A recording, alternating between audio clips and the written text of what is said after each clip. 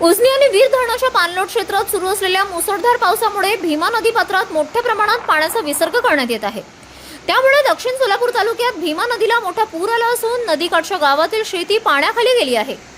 ऊस, केळी, मक्का, भाजीपाला तसेच फळबागांचे मोठे नुकसान होत असल्याने शेतकरी हवालदिल झाले आहेत। वडापूर, अरळी, भंडारकवठे, सादेपूर, औस, बरूर आणि चिंचपूर येथील भीमा नदीवरील सर्व बंधारे पाण्याखाली गेले आहेत।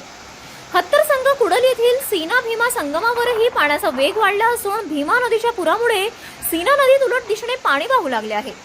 हे पाणी कोस, कोरसेगाव आणि बंदलगी बांधाऱ्यांपर्यंत पोहोचले आहे। वाढत्या पुरामुळे शेतकरी कृषीपंप, पाईपलाईन आणि शेतीची अवजारे सुरक्षित ठिकाणी हलवत आहेत।